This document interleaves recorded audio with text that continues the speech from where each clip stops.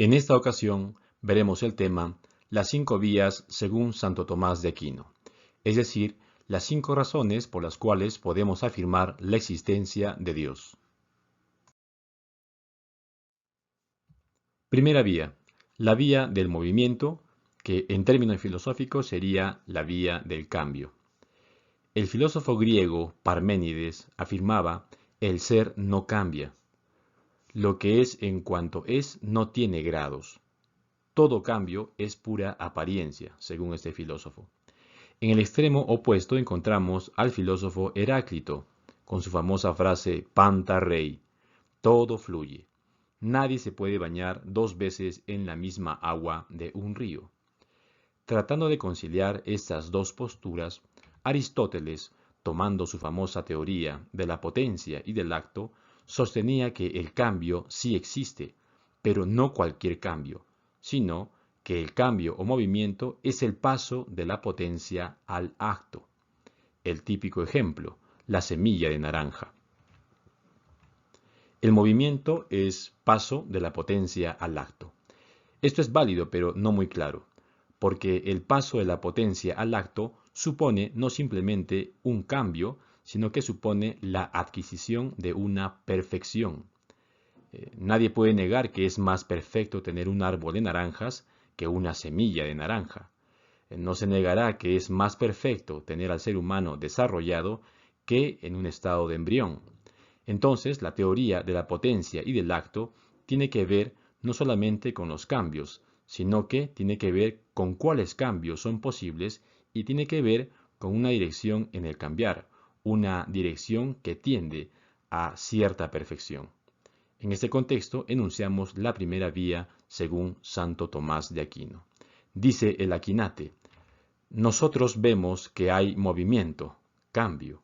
Todo lo que cambia, todo lo que está en movimiento, tiene que ser cambiado por otro. Es decir, lo que está en potencia no pasa por sí mismo a estar en acto, sino que tiene que ser actualizado o actuado por otro. Por ejemplo, si se quiere pasar del agua líquida al agua en forma de vapor, tiene que llegar algo distinto, en este caso el fuego, para que obviamente se dé este cambio, ¿no? El fuego en acto. Podemos decir que todo lo que pasa de la potencia al acto tiene que ser actualizado por otro. Y ese que actualizó llegó a estar en acto por otro. Entonces tendríamos una secuencia indefinida de seres que pasan de la potencia al acto. Pero esa secuencia tendría que terminar en algún lugar, porque si no hay uno primero que esté en acto, entonces esa secuencia tampoco estaría en movimiento. Así que se necesita que haya uno primero. Y ese primero, ese acto puro, ese acto sin mezcla de potencia, es al que se suele llamar Dios. Una nota. Cuando hablamos del movimiento en las cosas, no nos quedamos en solo objetos, sino al sistema que uno está estudiando, la conexión de unas realidades con otras.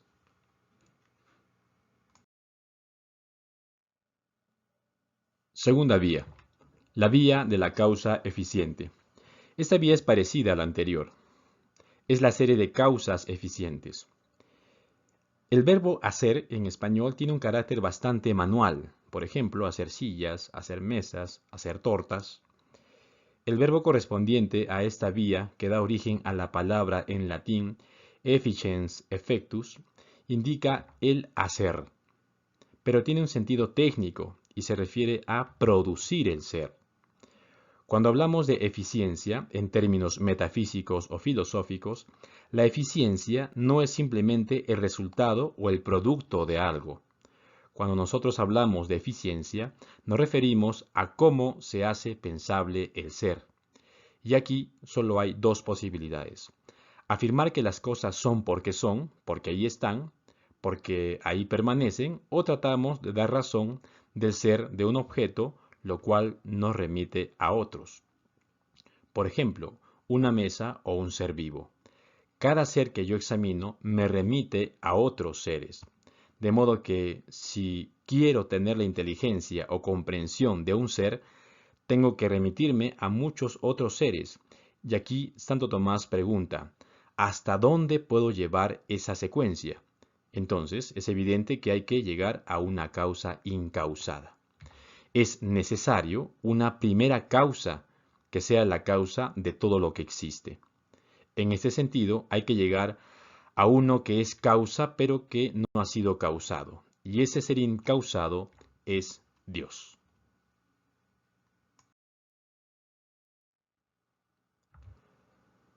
Tercera vía, según Santo Tomás, la vía de la contingencia. Antes de iniciar con la explicación de esta vía, será importante hacer la siguiente aclaración. Una cosa es lo necesario, es aquello que sí tiene que suceder o existir, y otra cosa es lo contingente, es lo que puede o no suceder. Estos dos conceptos son mutuamente excluyentes. Nos preguntamos, ¿tenía que nacer o germinar esa planta? ¿Tenía que existir aquel insecto? Una pregunta más real, ¿tenía que existir yo? Podría no haber existido. De hecho, la vida está llena de tantas coincidencias, de hechos fortuitos, hechos libres, hechos caprichosos, hechos que podríamos atribuir al azar, y que si damos una visión general concluimos de que estamos rodeados de seres contingentes, es decir, todo lo que existe es contingente. Frente a esta realidad surgen dos preguntas. ¿Hay algo que sea necesario? ¿No podría ser todo contingente? En este sentido, Santo Tomás sostiene que no es posible que todo sea contingente. Dice que cuando hablamos de algo contingente, no es algo que pueda o no pueda ser, sino que es algo que en un momento no ha sido. Y aquí está el centro de su argumento. Cuando nosotros hablamos de que algo puede ser o no ser, estamos indicando un tiempo o un momento en el que no es. Porque si existiera un ser contingente, pero que siempre tuviera que estar, ese ser sería indistinguible de un ser necesario, porque lo que siempre tiene que estar no es lo contingente, sino lo necesario. Es indispensable afirmar que lo posible, lo puramente posible, o sea, lo contingente, en algún momento no existió, porque si lo contingente tuviera que estar siempre, no sería contingente, sino necesario. Ahora bien, si nosotros tomamos algo que no existe, lo que no existe no puede dar origen a lo que existe. De modo que cuando yo retrocedo en la historia de los seres y retrocedo en la historia del mismo mundo, voy encontrando que las cosas contingentes no existían. Y lo que no existía no podía darse origen a sí mismo, ni podía dar origen a las otras cosas. Entonces, si todo fuera contingente, se podría llegar a un punto que nada existía. Pero si nada existía, entonces nada ha llegado a ser. Entonces nada existe. Por eso no puede suceder que todas las cosas sean contingentes. Debe haber algo necesario. Y ese algo que no puede no existir, pues es lo que llamamos Dios. Dios es el ser necesario. Lo creado puede ser considerado contingente, pero Dios es necesario.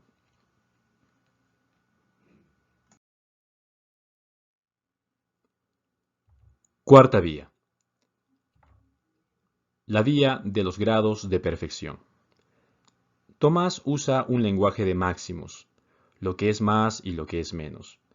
Cuando uno habla de más y de menos, ese lenguaje se refiere a algo que es máximo. Partamos de la experiencia. Hay más perfección o intensidad en el ser cuando nos referimos a lo que está vivo en contraste con lo que no lo está. Cualquier científico descubre que hay una mayor complejidad y riqueza en aquello que está vivo. Los procesos que suceden en los seres vivos hablan de una organización que no se da en las cosas que no tienen vida. Incluso se podría usar aquí el término o concepto entropía. En la medida que vamos ascendiendo de lo no vivo a lo vivo, disminuye la entropía, es decir, se da más organización, más estructura, más complejidad, más riqueza interior. La complejidad está allí, en cada ser. Usualmente vemos que en los seres vivos hay unos más complejos que otros.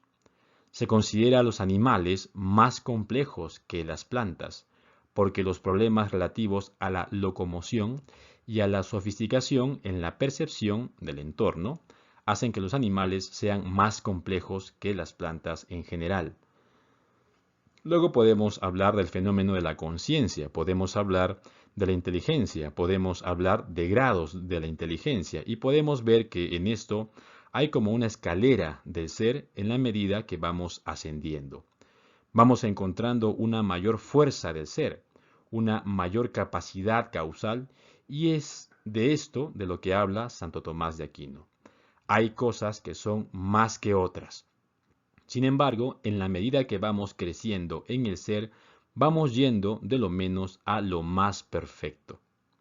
Vamos encontrando una mayor fuerza causal, pues si nos estamos aproximando a causas cada vez más fuertes en términos de ejemplares o en términos de eficiencia, pues esa secuencia de causalidad ejemplar o esa secuencia que nos lleva cada vez más a un ser más perfecto es perfectamente compatible con la afirmación de un ser que sea perfecto, de un ser que sea máximo, al que llamamos Dios.